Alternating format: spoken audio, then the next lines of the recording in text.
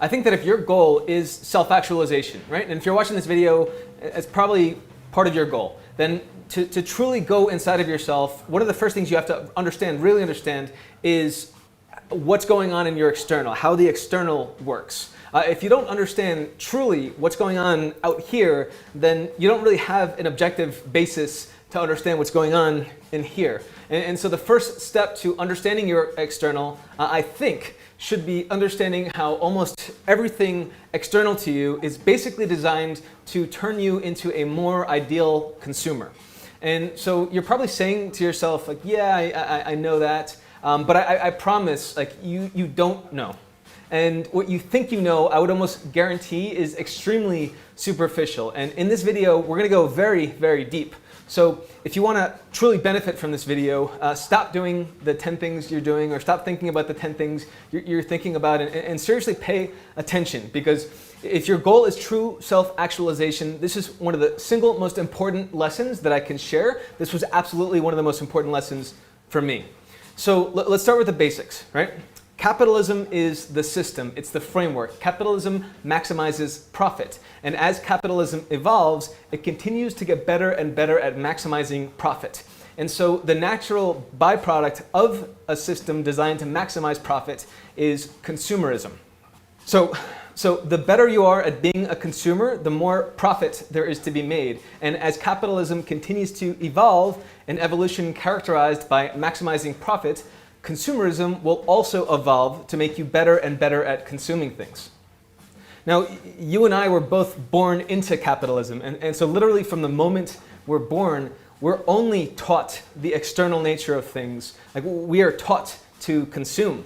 The word consume itself is has inherently external implications, since to consume, that means you are effectively taking something outside of you, external to you, and using it to feed yourself, right? You're consuming it.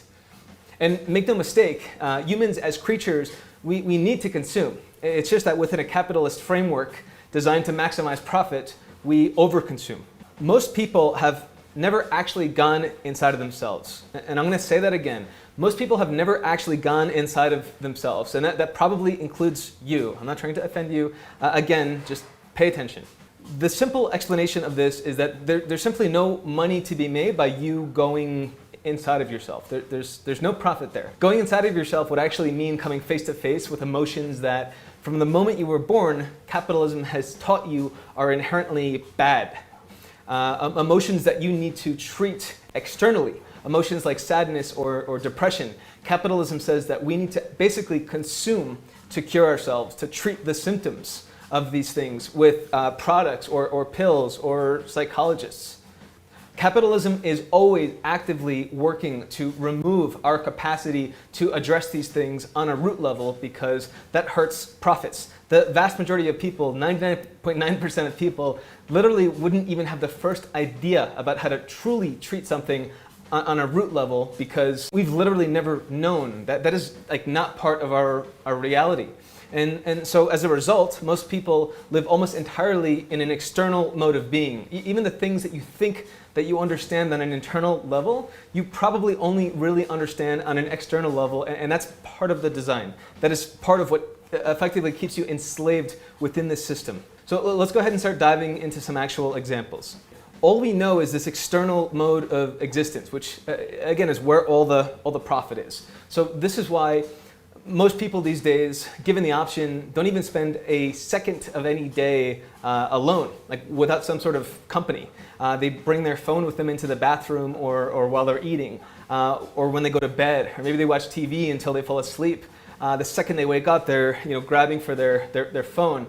And what people don't realize is these are all ways to escape having to be alone with yourself. And so, like, why are you afraid to be alone with yourself? It's because you are potentially putting yourself in a situation where you may actually have to go inside yourself. And that is a terrifying thought. We're taught to look at that as a terrifying thought because capitalism wants that to be terrifying, because there's no profit there. Capitalism does not want you there. And that much living in a matrix, even though that we think that we're not.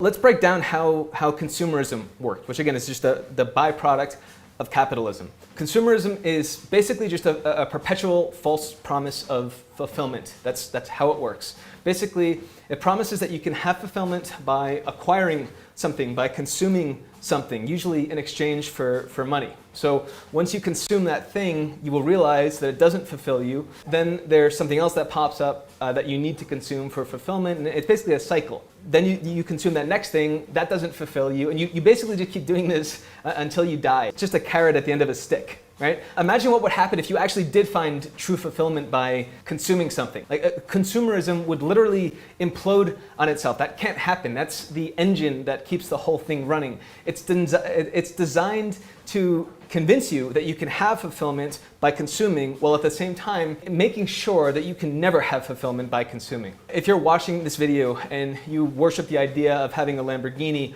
or a luxury yacht, if you believe that consuming these things will bring you fulfillment, I can't help you. That's by design. Capitalism makes the very idea of not having these things extremely unattractive, so you're kind of trapped. The best that I can do with my words is just to plant the seed, to maybe show you the door, so that one day when you do actually obtain these material things, when you consume these things and you don't feel fulfilled because you won't, maybe you can better understand why. Even after I had my epiphany moment back in 2011, and my epiphany moment was where I basically walked through the door. I started to see all the falseness around me. I started to see the actual walls of this matrix that I'm describing. I still wanted these material things. And it wasn't until I had a lot of money, it wasn't until I was able to purchase these material things that I was really fully able to realize just how much these things don't create fulfillment. I kind of had the idea that these things wouldn't fulfill me, but I still wanted them. I was still kind of helplessly ingrained into the system, and it was only when I had them that I fully realized that I fully understood. And listen, like you should want to have money, like have enough so that you don't have to fear how you're going to feed yourself or your family. My dad always made sure that he made enough money to put my mom in the safest car, and enough money so that we could live in areas with access to good schools. But where you get into danger is with the overconsumption, right? Humans consume, that's nature. But where we get into problems is where we overconsume. And we're being taught more and more to overconsume. And what happens when you consume and consume and consume and you don't replenish at an equal rate the source that you're consuming from? Let's take a breath here for a second. My point in all of this, again, is to help you to develop better vision, to be able to see how everything around you, everything is designed to keep you living in the external, to work more and more at making you a more ideal consumer, make you better at consuming things. So part of developing that vision is to understand your external and getting to the point where you understand that material things are not what create fulfillment. That's part of the path to self-actualize, to go inside of yourself. You will have to understand your external. In fact, the better that you understand your external, the greater your ability will be to understand yourself on a more root level. All right, break's done. Let's dive back in again. So corporations basically control everything, right? Including government. And I think you know that on some level. Even though 5 years ago, if you thought that, you were crazy, right? So the world is opening their eyes to an extent, but again, on a very, very superficial, external level. Now, the truly important thing to understand is this. Corporations control everything, right? Including government. Those two things basically work together, and what they do is they water the weeds, so to speak. And here's the thing, like we are the weeds. That is the insidious thing about consumerism, is that it's promulgated more on an individual level than it is on a corporation level. Again, they just water the weeds. We are the weeds. And by the way, it's not just a group of evil people controlling everything. This is the natural evolution of a system designed to maximize profit. The true power of any system like that is inevitably and invariably going to evolve so that the entities that create the most profit have the most power, and those entities are corporations. So, how do we promulgate consumerism on an individual level? Like, why are we the weeds? We live in a culture now where if you buy something of high material value, you have to share it with others, right? Usually through social media, because part of the fulfillment equation of consumerism is external validation. Again, we live in a world of the external. So when you buy something material, you share it on Facebook and you receive external validation for that. So let's go a little bit deeper. And again, please pay attention. When someone buys something material of really high value, they're buying it with the expectation that it's going to create fulfillment, even though in most cases it will not create at least real fulfillment. Now, what happens is that when someone buys something with the expectation that it's going to create fulfillment, and when their entire reality is predicated in external validation, they can and will actually feel fulfillment, but it's not real fulfillment. So they will feel fulfillment on a surface level, on an external level, while on a root level, they do not have the capacity to access, they're not even able to acknowledge what they feel on a root level, and it's not fulfillment. So let's say they buy the Lambo. Now, if they post a photo of their Lambo on social media, and they will, and they have to, because that's part of the fulfillment equation. It involves that external validation that they get to have. They get to have other people acknowledge the expensive thing that they purchased. Part of the feeling of fulfillment involves other people acknowledging your fulfillment, real or not. Are you still with me? So they can and will actually feel fulfillment, but it's not real fulfillment. So they'll feel fulfillment on a surface level, on an external level, while on a root level, they don't even have the capacity to acknowledge what's going on a root level. And on a root level, they do not feel fulfillment, right? Okay, so they post a photo of the Lamborghini to social, and they're not going to say, hey, here's my Lamborghini. At a root level, I don't feel fulfilled, because again, that's not even something that they have the capacity to understand. They feel fulfilled on a superficial level, and again, part of that fulfillment is rooted in external validation. Part of the fulfillment that you expect when you buy a Lamborghini is the fulfillment you're going to get from the external validation you're going to receive when other people see that you've purchased a Lamborghini. So now this is where the scoring system comes into play. This is where, it's how can I get the most likes possible? So sometimes they'll post a photo with the Lamborghini and they'll say, here's my Lamborghini, fuck you. And these are the people that have reached the ultimate evolution of consumerism, which is just full-blown materialism. And these people are just total mindless slaves, right? Their form of external validation is simply through acknowledgement. And they know by posting, fuck you, here's my Lambo, they're going to be acknowledged. And that's their external validation. That's part of their fulfillment equation, fulfillment formula. But then there are the people that get the Lamborghini and they go a different route. But the thing is that these are still mindless slaves, and probably even more so than the person I just described, right? They're using the same scoring system to try to get the most likes, thus more fulfillment. So what they'll do is they'll write a really humble post. Maybe they'll write about how if you work hard, you can have a Lamborghini too, which is actually just them using external validation to literally validate the fulfillment that they don't have. But I digress.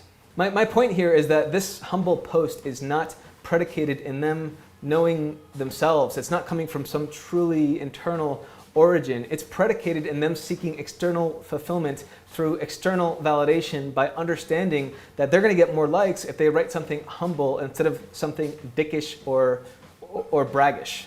It's the exact reason that now Mother's Day rolls around and people won't even wish their mother Happy Mother's Day in person. They do it on social media and they do it through this long, humble post because they need that external validation. They need to be liked, and they know that there's a whole scoring system behind it. Anyway, I'm digressing. The main thing to understand is that being liked is actually a big part of consumerism, and that's a big part of the promise of the fulfillment that you're supposed to feel, that you're supposed to receive by buying these physical things, is that you will be more popular and more people will like you. Because again, everything is rooted not in self, but in external, in this case, external validation. So let me summarize, because I know that's a lot to take in. We live in a world where someone can buy a Lamborghini expecting fulfillment, not feel fulfilled on a root level, but feel fulfilled on an external, superficial level. They will then share their perceived fulfillment to Facebook or wherever else, where simply by acknowledging their photo, you are helping them to externally validate their fake fulfillment, making them more sure that it's real fulfillment, even though all you're doing is actually making them more dependent on external validation. And then you, the viewer, interpret their superficial fulfillment as real fulfillment, and you draw the connection that for you to be fulfilled, and you think you're the master, but you're the slave. Lamborghini is the master. So within capitalism, we're all taught to strive for success, right? And so do me a favor, pause the video for a second. Let's do a little experiment. Close your eyes for a second and just think of the word success, right? And what comes to mind. So you probably don't think of things like finding yourself, right? Because that's not profitable. And within capitalism, you basically aren't allowed to associate good things with things that aren't profitable. So I think it's fair to say that most people more or less would define success as the extreme accumulation of material wealth, more or less. So that's why the Lamborghini is so strongly associated with what most people define as success. So do you see how we are actually the weeds, how we are what most perpetuate consumerism? And look where it's going. Like, look at the younger generations. Everything I'm describing is exactly why you now have 19-year-old wannabe entrepreneurs who put photos of Lamborghinis and private jets on their vision boards and idolize these things. It's not their fault. They literally don't know how to be any other way, and we are the ones that are doing this or are promulgating this unbeknownst to ourselves. Speaking of like entrepreneurship and wannabe entrepreneurs, this is another perfect example. Close your eyes for a second again. When I say the word entrepreneur, what are the first few words or emotions that pop into your head? Seriously, like take a few seconds and think about this for a second. Okay, so if you're being honest with yourself, the first few things that pop into your head are probably make lots of money, be your own boss, freedom, travel anywhere, work on a beach, probably all or at least mostly positive association. Why do you think that is? Why do you think that entrepreneurship is all of a sudden this cool thing? It's because that's how it's being fucking marketed to you. And why is it being marketed to you like this? Because capitalism always has an external fix for whatever your problems are. This is how profit-based systems work. Social media has exploded over the last decade. Like, you know that. And people use social media to share their happiness, but fuck, in most cases what they're doing is they're sharing their perceived happiness, just like we talked about in the Lamborghini example, which makes everything else just more fucked. Like, the net result is the more you engage with social, the more you are exposed to all of this fake fulfillment being portrayed as real fulfillment, the more unhappy you are in your life. And this is all by design. So in the case of entrepreneur now being a cool thing, basically what's happening is people who know how to make profit realize, okay, people are unhappy. They're especially unhappy with their jobs. They also want to travel more. They want to be externally validated on an individual level, be special, stand out, all things that perpetuate consumerism. Okay, let's market them entrepreneurship. So capitalists have been able to seize on the potential fulfillment aspects of entrepreneurship and then sell the fuck out of them to you. And that's why right now you have so many people that are basically trying to be entrepreneurs. And then I think what's most interesting is what are the young ones doing? Like, what do the young ones do? Because these are the ones that have been hit hardest by all of this. These are the ones that are the most enslaved, right? What do? They put up photos of themselves looking at a phone and put some sort of caption like hustle hard or making my dreams a reality, or they just Google inspirational quote and copy paste something. And why are they doing this? It's because, one, they think that these are all of the things that being an entrepreneur is, because that's how it's being marketed to them. And the second thing is that they need external validation to feel fulfilled. So you believing that they are actually an entrepreneur is more important than them actually being an entrepreneur, because external validation has evolved to be the most important thing, because that's the most profitable thing. I know a lot of entrepreneurs. The entrepreneurs that I know that are actually successful have worked their fucking asses off, and it is not for everyone, right?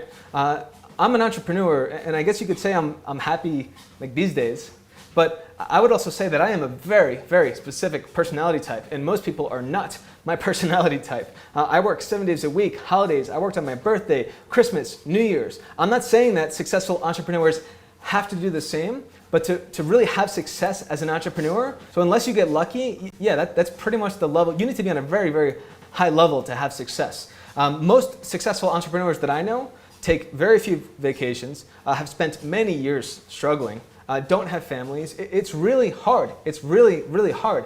This isn't your typical career. When you become an entrepreneur, you are literally now competing on a macro level. You're competing against other businesses.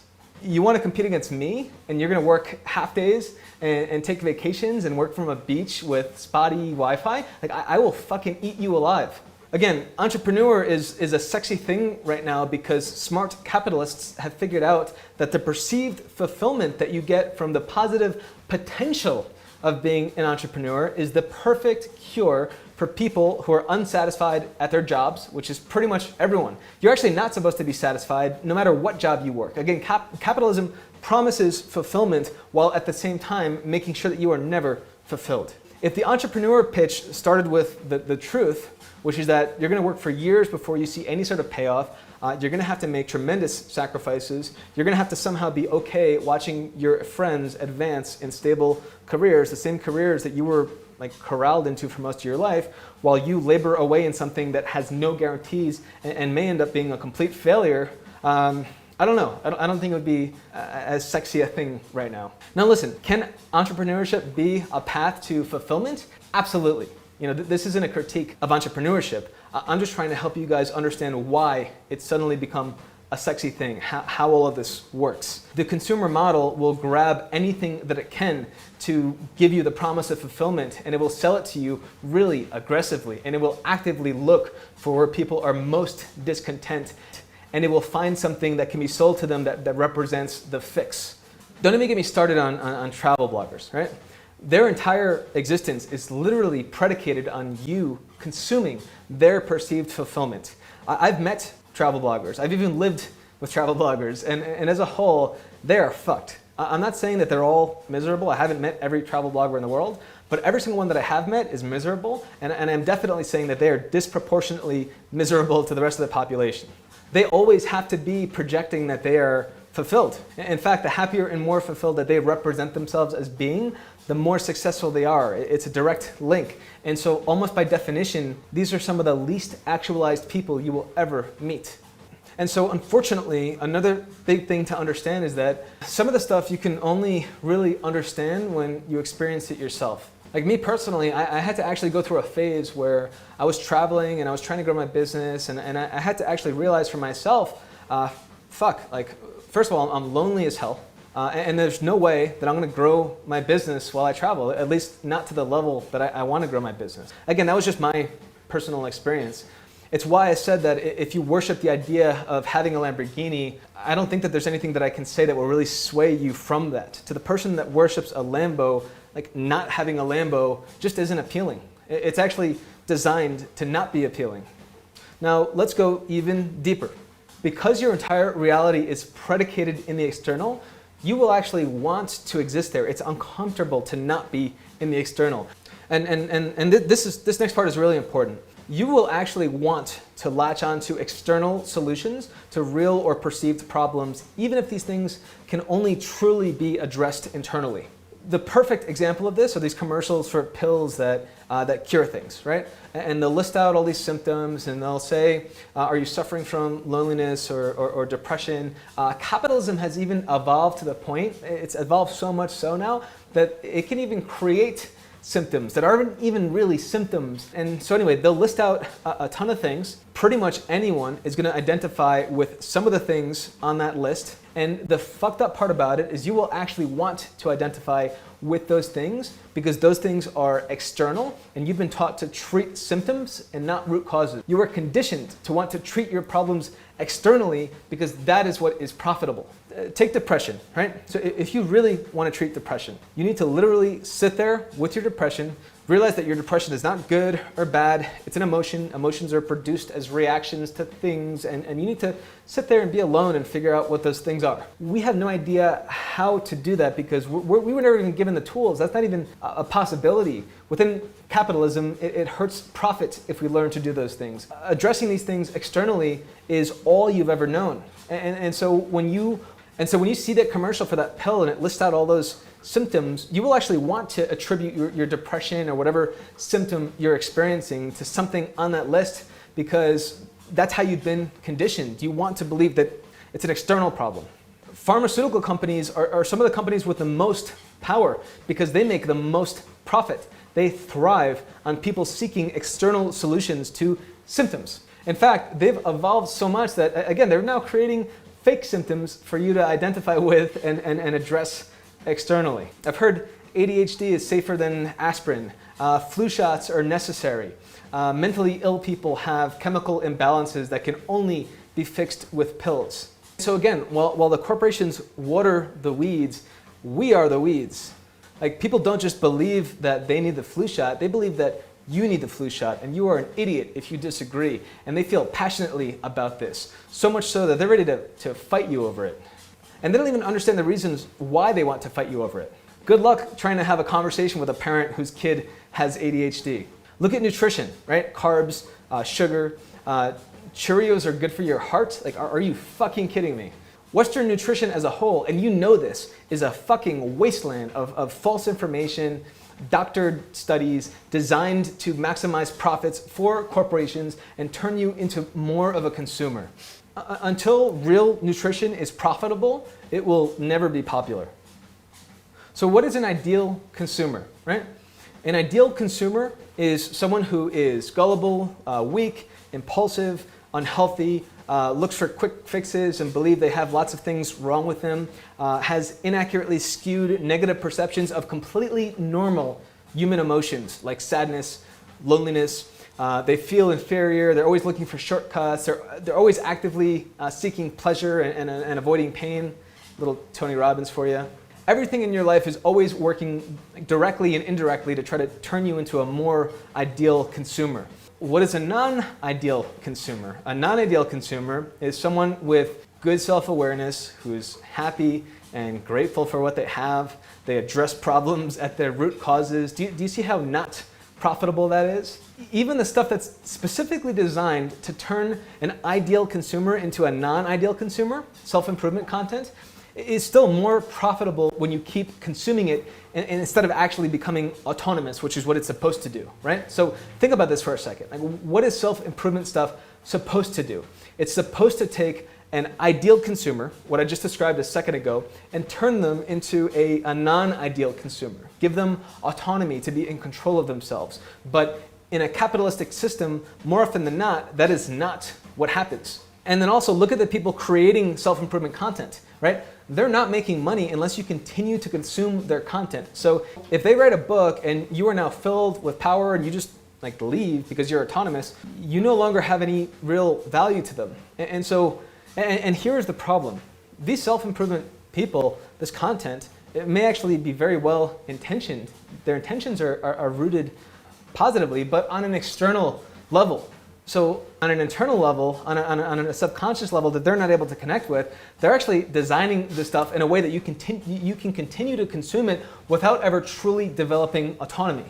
And you actually want to keep consuming because that is easier than actually taking action. That is easier than going within yourself. It's less scary. And so these guys that are creating this stuff, they're not even aware that they're doing it because they're dependent on your consumption. Ultimately, they're just unconscious cogs. Like we're all just unconscious cogs in this invisible machine. And that is why my main point is that you have to open your eyes to this stuff. If you want to go inside, you must understand how things work on the outside.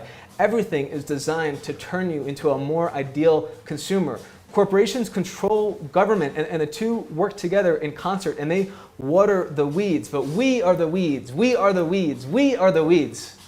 Hey guys, sorry, I get a little passionate sometimes. But anyway, if you enjoyed this video, if you got some value from it, please give it a thumbs up. If you have a question or feedback, please leave a comment. I'm actually really curious to see what you guys think about some of the stuff I covered in this video. And one last thing I want to share, and I won't go into detail on this because I know this video is already like 30 minutes long, but I think it's only fair. This part in particular, I want to say thank you to my teacher, Casey. I have a Taoist teacher that I work with every week, roughly, to help me just better understand my reality. These are the steps to the solution for all of this. Step one is finding your own way to disconnect from consumption as a way to feel better. That's not easy, and that takes time, and unfortunately in most cases it takes experiencing the stuff for yourself firsthand. Step two is to begin to determine what calls to you, what really feels important to you, to become more conscious of what actually fulfills you. And more often than not, that's going to involve taking taking risks, taking big risks. Step 3 is to form communities to become stronger in. And step 4 is to begin to act together and decide what to change towards. Right now, I'm at step 3. This Nelson Quest stuff, this video, I'm not doing this for profit. I have nothing to sell you. And a big part of the reason that I'm committed to not making money with my content is because I don't want to consciously or subconsciously or otherwise be affected by profit. I'm trying to be as authentic as I possibly can. I understand that I have a limit to how authentic I could be within capitalism, and I'm trying to do everything that I can to put the odds in my favor, so to speak. Ultimately, the stuff that I'm creating right now, the content that I'm creating is the sort of stuff that I wish I had 7 years ago when I was starting on this journey. And so if you feel like you're on a similar journey, I highly encourage you. I would ask you to please subscribe to my channel. I'm going to continue to create content just like this. I think if you're on a similar journey to me, you will benefit immensely from it. And I would love for you to just join the community that I'm creating.